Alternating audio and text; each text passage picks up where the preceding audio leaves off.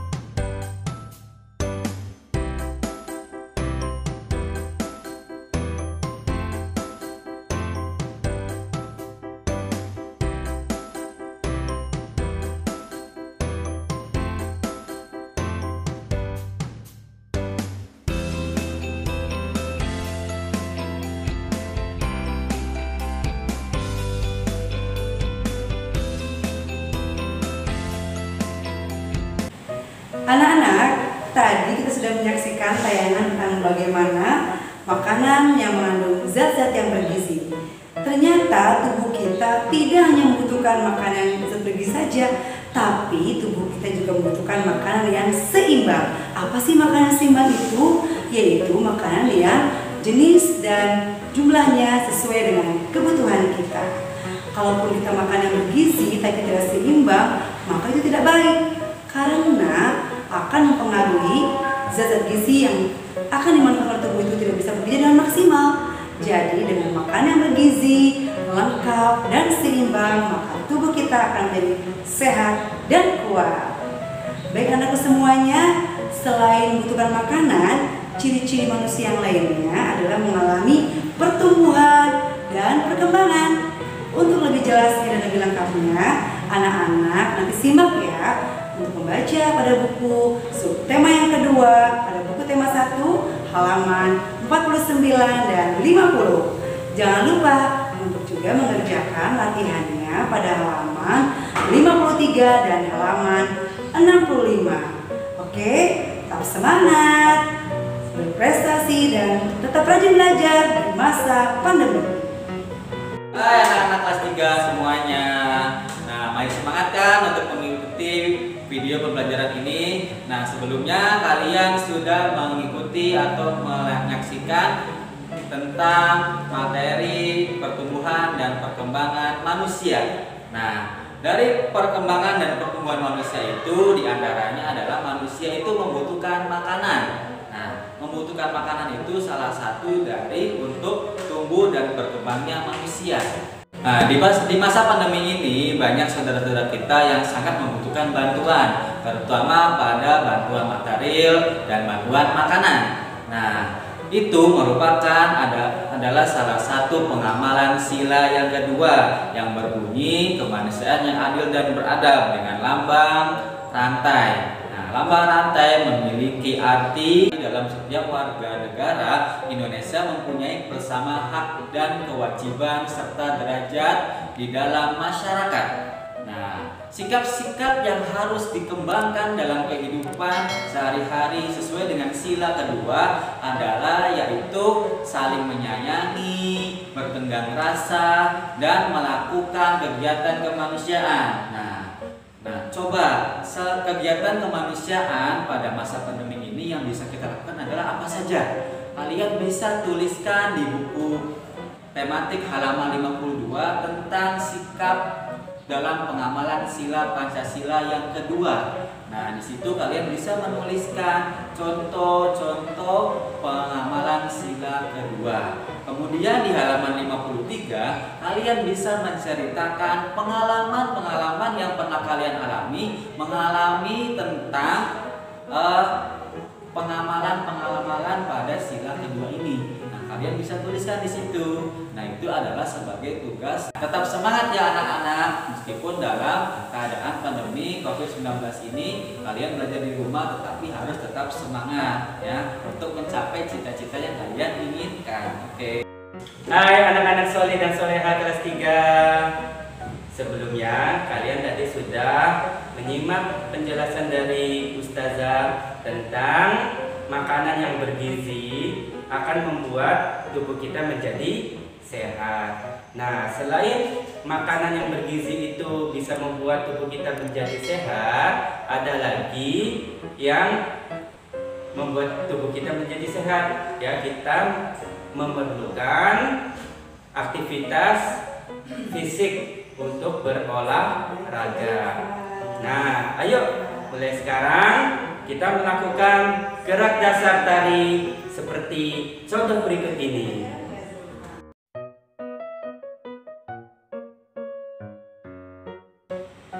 Tangan kanan, tangan kiri mempunyai jari, direntangkan, dibengkokkan, putar pergelangan, acung depan dilentikan, ayo tepuk tangan.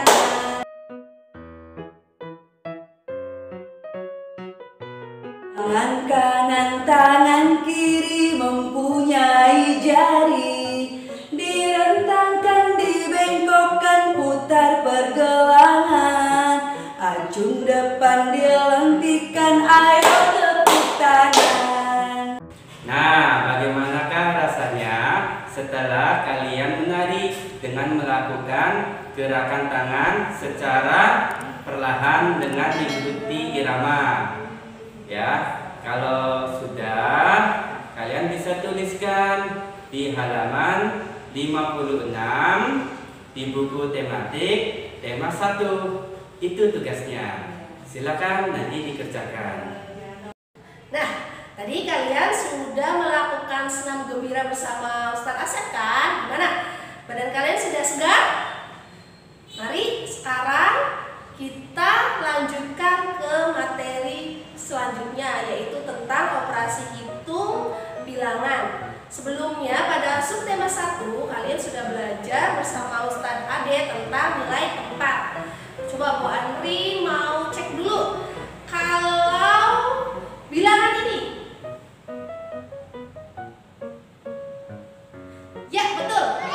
Itu lambang bilangannya adalah 756, di mana 7 menempati nilai tempat ratusan, 5 menempati nilai tempat puluhan, dan 6 menempati nilai tempat satuan. Bagaimana? Kalian sudah memahami tentang nilai tempat bilangan, bukan? Selanjutnya kita belajar tentang membandingkan bilangan. Dalam membandingkan bilangan, kalian harus memahami tanda-tanda dalam perbandingan.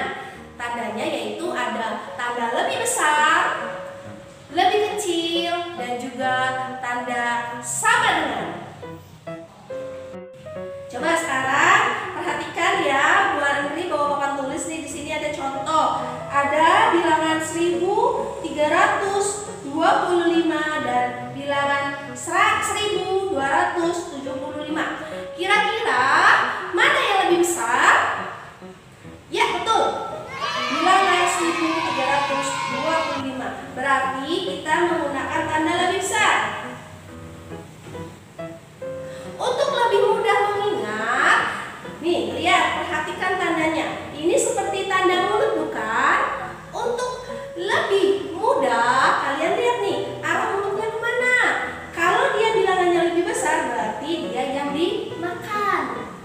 Coba, Bu Andri mau coba yang contoh berikutnya. Kira-kira kalian sudah memahami belum? Di sini ada bilangan 3270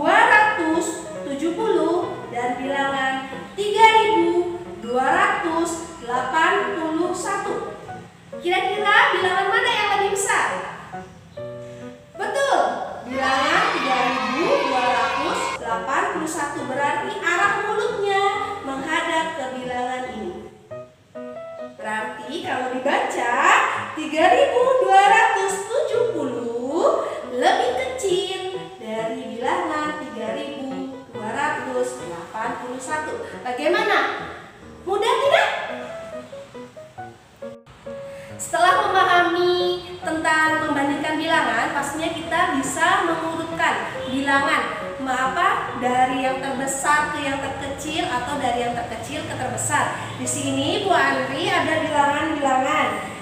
Yang pertama ada 321, kedua 526, ketiga 213, dan keempat 425. Kira-kira kalau bilangannya dari yang terkecil, dari mana dulu berarti?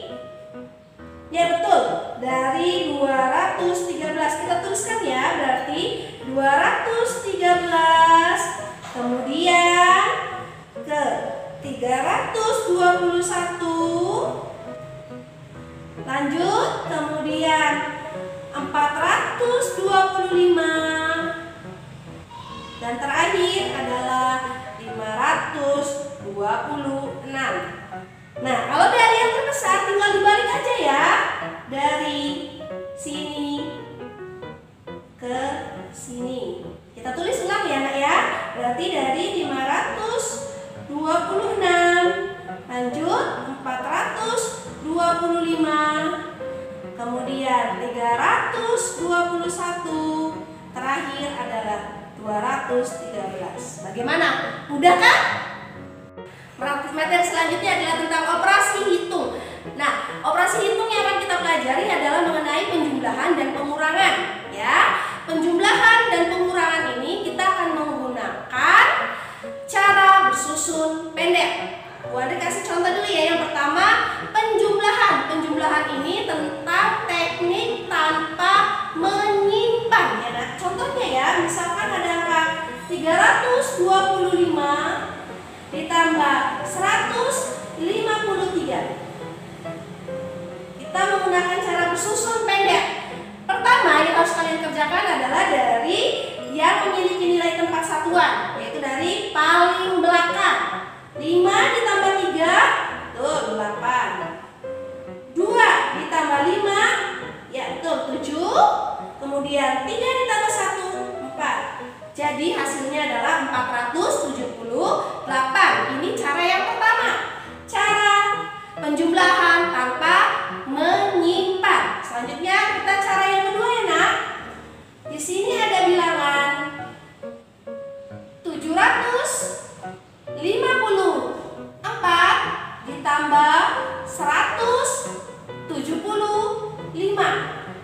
Kita menggunakan cara menyimpan.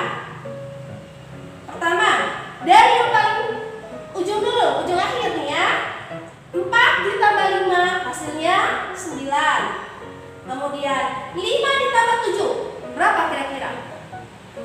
Betul, 12. 12 itu kita tidak boleh menuliskan angka 12 semuanya di sini ya. Kita tuliskan yang angka paling ujungnya atau angka yang memiliki nilai tempat satuan, yaitu 2. Nah, puluhannya satunya ini kita masukkan di depan angka 5. Jadi, tadi simpanannya ada 1 kan? 1 ditambah 7 berapa? 8 ditambah lagi 1. Jadi berapa? 9. Betul. Hasilnya adalah 929. Bagaimana? Mudah kan? Terakhir adalah operasi hitung menggunakan operasi pengurangan. Nah, di dalam operasi hitung pengurangan juga kita menggunakan cara bersusun pendek ya nak ya. Bersusun pendeknya ada 2 cara juga. Yang pertama tanpa meminjam, yang kedua dengan teknik meminjam. Yang pertama aku kasih contoh dengan teknik tanpa meminjam. Di sini ada contoh 3.529 dikurangi dengan 1.315. Kita menggunakan cara yang sama ya nak, bersusun pendek.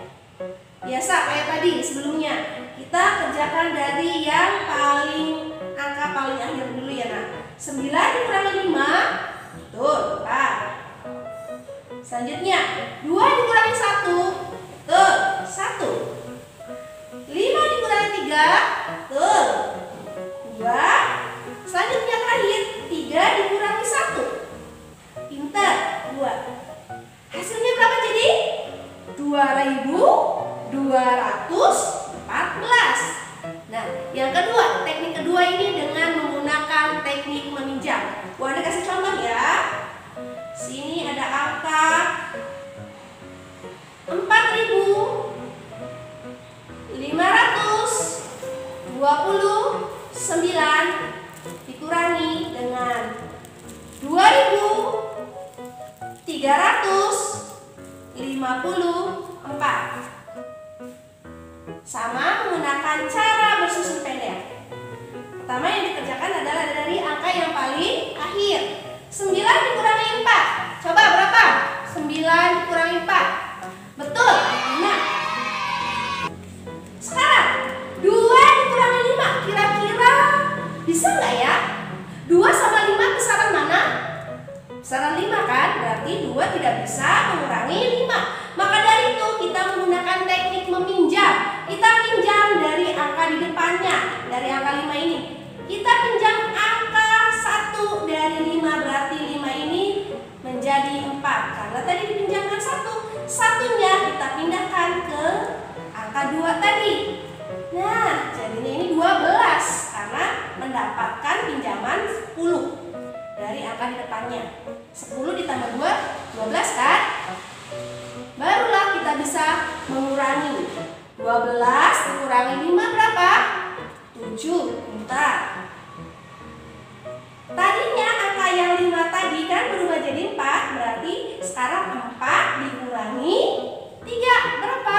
Pintar, 1. Terakhir 4 dikurangi 2. Pintar, 2. Jadi hasilnya adalah 2175. Bagaimana? Kalian sudah paham semua? Untuk lebih memahami, silakan kalian pelajari lagi di buku tematik subtema 2 tentang pengurangan, baik itu mengenai tanpa meminjam ataupun dengan teknik meminjam. Untuk latihannya, silahkan kalian kerjakan buku tematik subtema 2 halaman 66 dan 71. Tetap semangat anak-anak. Sekian pembelajaran kita hari ini. Wassalamualaikum warahmatullahi wabarakatuh.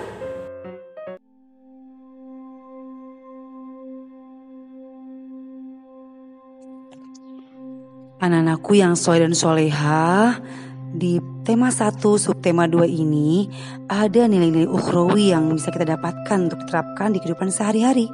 Sebagaimana dalam firman Allah, surat Al-Maidah ayat 88. A'udzu billahi minasyaitonir rajim.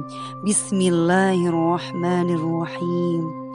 Wa kulu mimma razaqakumullahu halalan thayyiban wattaqullaha alladzi antum bihi mu'minun. Dan makanlah makanan yang halal lagi baik dari apa yang Allah rezekikan kepadamu, dan bertakwalah kepada Allah yang kamu beriman kepadanya. Nah, anak-anakku semuanya, kehidupan kita ini sangat berarti. Perkembangan dan pertumbuhan yang kita alami hendaknya menjadikan kita semakin bersyukur kepada Allah Subhanahu wa Ta'ala. Kita bersyukur atas segala nikmat yang Allah berikan hingga kita sekarang sudah menjadi siswa SD. Anakku semuanya, jangan lupa ya, adab makan, adab minum yang baik seperti Rasulullah contohkan harus kita terapkan. Seperti makan dan minum harus sambil duduk dan membaca basmalah terlebih dahulu. Tidak makan sambil berdiri ya, dan tidak minum sambil berdiri. Jadi kita harus benar-benar mengikuti bagaimana adab makan dan minum yang baik. Dan yang terakhir, hikmah yang bisa kita dapatkan di sini, bagaimana kita memberikan hak kepada tubuh kita, bahwasanya Allah berkehendak agar kita bisa beristirahat, mengendurkan otot-otot tubuh, memulihkan kesegaran tubuh dan memulihkan kesegaran jasmani kita setelah seharian beraktivitas. Maka biasakanlah tidur secara teratur. Jika sudah waktunya istirahat, maka harus segera tidur, tidak sampai tidur sampai larut malam atau bergadang, sehingga badan kita menjadi lemas. Nah, itulah anak-anak semuanya. Semoga nilai ukhrawi ini bisa bermanfaat untuk kita semuanya. Tetap semangat. Assalamualaikum warahmatullahi wabarakatuh.